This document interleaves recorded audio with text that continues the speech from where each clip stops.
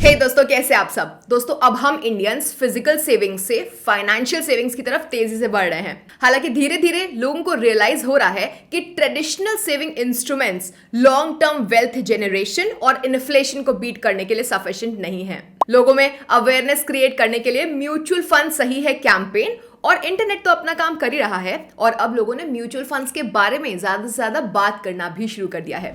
दोस्तों, ये इस फैक्ट से दिखाई देता है कि इंडियन म्यूचुअल फंड इंडस्ट्री की एसेट अंडर मैनेजमेंट 31 में 2012 के 6.99 ट्रिलियन से बढ़ के 31 में 2022 को 37.22 ट्रिलियन की हो चुकी है, यानी कि पिछले 10 साल में 5 गुना से भी ज्यादा का राइज। म्यूचुअल फंड्स इन्वेस्टमेंट के लिए one of the better financial instruments prove हुए हैं, लेकिन इनमें लॉसेस से बचने के लिए प्रॉपर गाइडेंस और नॉलेज होनी जरूरी है। क्योंकि जब हम असेट एलोकेशन और डाइवर्सिफिकेशन की बात करते हैं तब different type of mutual funds और उनकी पूरी जानकारी होना जरूरी है। और इसलिए हम आपको इस वीडियो में डेट और इक्विटी म्यूचुअल फंड्स के बारे में बताएंगे और उन दोनों के बीच का फर्क क्या है वो भी समझाएंगे। तो आइए बात करते हैं कि डेट फंड्स क्या होते हैं।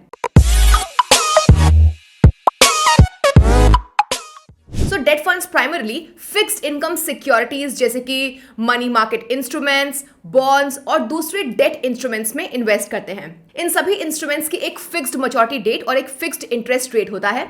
मनी मार्केट इंस्ट्रूमेंट्स में mainly commercial papers, certificate of deposits, treasury bills etcetera include होते हैं। डेट मार्केट इंस्ट्रूमेंट्स में non convertible debentures, government bonds और जी सिक्योरिटीज एटसेट्रा इंक्लूड होते हैं। अगर आप रेगुलर इनकम चाहते हैं और रिस्क नहीं लेना चाहते तो आप डेट इंस्ट्रूमेंट्स में इन्वेस्ट कर सकते हैं।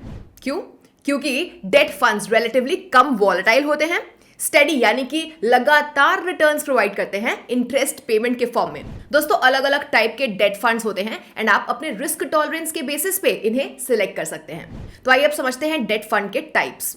डेट फंड्स मेनली सिक्योरिटीज के मैच्योरिटी पीरियड के बेसिस पे कैटेगराइज्ड होते हैं। कुछ common type of date funds अगर हम देखें, ओवरनाइट फंड्स, ये फंड्स एक दिन के मैच्योरिटी पेपर्स यानी कि सिक्योरिटीज में इन्वेस्ट करते हैं। देन है लिक्विड फंड्स, ये फंड्स मनी मार्केट इंस्ट्रूमेंट्स में इन्वेस्ट करते हैं जो विद इन 90 डेज मैच्योर होते हैं। We have floating rate funds, ये फ्लोटिंग रेट डेट सिक्योरिटीज में इन्वेस्टेड रहते हैं जो वेरिएबल इंटरेस्ट रेट पे करते हैं। Then ultra short duration funds, ये फंड्स उन डेट सिक्योरिटीज में इन्वेस्टेड होते हैं जो 3 to 6 मंथ्स में मैच्योर होते हैं। देन है लो ड्यूरेशन फंड, जो 6 to 12 मंथ्स में मैच्योर होने वाली सिक्योरिटीज में इन्वेस्ट करते हैं। We have money market funds, ये उस मनी मार्केट इंस्ट्रूमेंट्स में इन्वेस्टेड रहते हैं जिनका maturity period up to 1 year का हो। Then we have short duration funds, ये उस सिक्योरिटीज में इन्वेस्टेड रहते हैं जिनका मैच्योरिटी 1 to 3 ईयर्स का हो। देन मीडियम ड्यूरेशन फंड्स, ये 3 to 4 ईयर्स में मैच्योर होने वाले सिक्योरिटीज में इन्वेस्टेड रहते हैं। Then we have medium to long duration funds, ये 4 to 7 ईयर्स में मैच्योर होने वाले डेट सिक्योरिटीज में इन्वेस्टेड रहते हैं। Again we have long duration funds, ये लंबे समय वाले डेट सिक्योरिटीज में इन्वेस्ट करते हैं जो 7 इयर्स से भी ज्यादा हो। तो अब बात करते हैं कि इक्विटी फंड्स क्या होते हैं। तो दोस्तों, जब पूल्ड मनी को किसी कंपनी के शेयर्स में इन्वेस्ट किया जाता है उसे इक्विटी फंड्स कहते हैं। कंपनी के स्टॉक्स में इन्वेस्ट करके आप लॉन्ग टर्म में वेल्थ क्रिएट कर सकते हैं। हाई रिटर्न्स जनरेट करने के लिए फंड मैनेजर डाइवर्स सेक्टर्स की कंपनीज और अलग अलग मार्केट कैपिटलाइजेशन वाली कंपनीज में इन्वेस्ट करने की अपॉर्चुनिटीज ढूंढते हैं। कभी कभी वो सिर्फ एक ही पर्टिकुलर सेक्टर की कंपनी में भी इन्वेस्ट कर सकते हैं, या फिर हो सकता है वो कॉन्ट्रेरियन स्ट्रैटेजी फॉलो करें जिनमें वो लो प्राइस्ड बीटन डाउन स्टॉक्स को खरीदते हैं, ये मानते हुए, बिलीव करते हुए कि ये स्टॉक्स लॉन्ग टर्म में अप जाएंगे।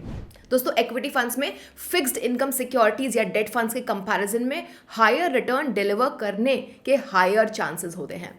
हालांकि ये ज्यादा रिस्की एसेट क्लास भी है क्योंकि इनकी परफॉर्मेंस वेरियस मार्केट कंडीशंस से लिंक्ड होती है। तो अब हम इक्विटी म्यूचुअल फंड्स के टाइप्स देखेंगे।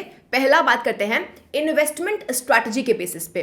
तो इनमें आते हैं हमारे थीमेटिक और sectoral funds, we have focused funds और कॉन्ट्रेरियन या फिर वैल्यू फंड्स। सेकंड बात करते हैं मार्केट कैपिटलाइजेशन के बेसिस पे इक्विटी फंड्स। सो कुछ स्कीम्स सिर्फ कंपनीज की मार्केट कैपिटलाइजेशन के बेसिस पे उनके स्टॉक्स में इन्वेस्ट करती है। इस कैटेगरी में जो most common types of equity mutual funds हैं वो आप समझ सकते हैं large cap, mid cap, small cap, multi cap, large और मिड कैप, ऐसे। अब बात करते हैं दोस्तों टैक्स ट्रीटमेंट की।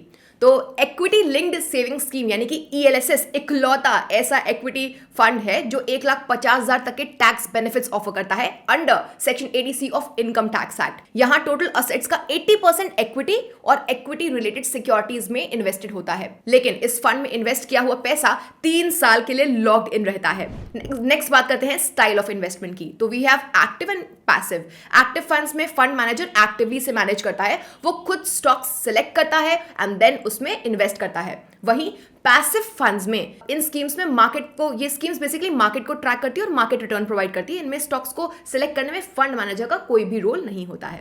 अब हम डेट फंड और इक्विटी फंड के बीच का डिफरेंस देखेंगे। तो दोस्तों अब आपको डेट फंड इक्विटी फंड का आइडिया तो हो ही चुका होगा और ये भी समझ में आ गया है कि कैसे ये दोनों डिफरेंट असेट क्लास के सिक्योरिटीज में इन्वेस्ट करते हैं डिफरेंट ऑब्जेक्टिव्स के साथ। तो आइए अब हम इनके बीच के डिफरेंसेस देखते हैं और इन्वेस्ट करते टाइम हमें क्या देखना चाहिए वो समझते हैं। सो फर्स्ट है रिस्क वर्सेस रिटर्न का डिफरेंस। ये ध्यान में रखिएगा कि डेट फंड का ऑब्जेक्टिव है इंटरेस्ट पेमेंट के फॉर्म में रेगुलर रिटर्न देना, वो भी लो रिस्क के साथ। हालांकि इसका मतलब ये नहीं है कि डेट फंड में रिस्क होता ही नहीं है। डेट फंड के भी अलग अलग टाइप होते हैं, उस पर डिपेंड करता है risk level. For example bond funds में इंटरेस्ट रेट रिस्क होता है, then we have debt funds, इसमें क्रेडिट रिस्क होता है। दूसरी साइड इक्विटी फंड्स इन्वेस्टर्स को हायर रिस्क के साथ साथ हायर रिटर्न्स भी कमा के देते हैं। तो दोस्तों रिस्क टाइप की बात करें तो इनमें इंक्लूडेड है market risk, default risk, industry specific risk, regulatory और government risk and so on equity में। नाउ अब डिपेंडिंग अपॉन कि आप इन दोनों में से किस कैटेगरी में इन्वेस्ट कर रहे हो, बोथ आपका रिस्क और रिटर्न डेट फंड में लो टू मॉडरेट रेंज करेगा और इक्विटी फंड में रिस्क और रिटर्न रिलेटिवली हायर होगा। सेकंड बात करते हैं वोलेटिलिटी। तो इक्विटी फंड्स के कंपैरिजन में डेट फंड्स कम वोलेटाइल होते हैं क्योंकि इक्विटी फंड्स कंपनीज के शेयर्स में इन्वेस्ट करते हैं जो हर दिन फ्लक्चुएट करता है। इसलिए डेली फ्लक्चुएशंस और स्टॉक मार्केट वोलेटिलिटी की वजह से इक्विटी म्यूचुअल फंड्स उन लोगों को ज्यादा सूट करेंगे जिनकी moderate to high risk appetite हो और जिन्हें हाई रिटर्न्स चाहिए हो। अब बात करते हैं टैक्स सेविंग की। तो इक्विटी फंड्स में टैक्स सेविंग की बात करें तो एक ऑप्शन है टैक्स सेव करने का ईएलएसएस स्कीम के जरिए, राइट। जबकि डेट फंड्स में इन्वेस्टर्स के लिए ऐसा कोई भी ऑप्शन अवेलेबल नहीं है आज सच।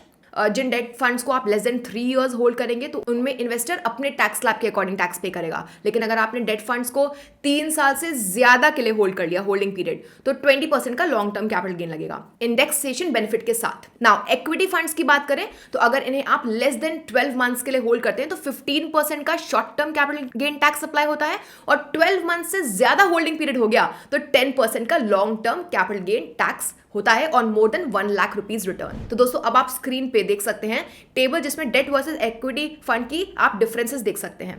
तो अब हम कंक्लूजन पे आ चुके हैं। दोस्तों जब आप म्यूचुअल फंड्स में इन्वेस्ट करते हैं तो सिर्फ म्यूचुअल फंड टाइप यानी कि डेट इक्विटी के बारे में जानना जरूरी नहीं है, बल्कि उनके बीच के डिफरेंसेस भी जानने इक्वली जरूरी हैं, क्योंकि यह जान के आप अपने फाइनेंशियल गोल्स को अचीव करने के लिए बेहतर डिसीजंस ले पाएंगे। डिफरेंसेस समझने का ये फायदा है कि आप अपनी रिक्वायरमेंट के हिसाब से इन्वेस्टमेंट एलोकेट कर पाएंगे, जैसे कि नियर टर्म, लॉन्ग टर्म और एक पर्टिकुलर फाइनेंशियल गोल अचीव करने के लिए किन काइंड के रिस्क लिए जा सकते हैं वो भी आप डिसाइड कर पाएंगे। मिलते हैं नेक्स्ट वीडियो में, बाय।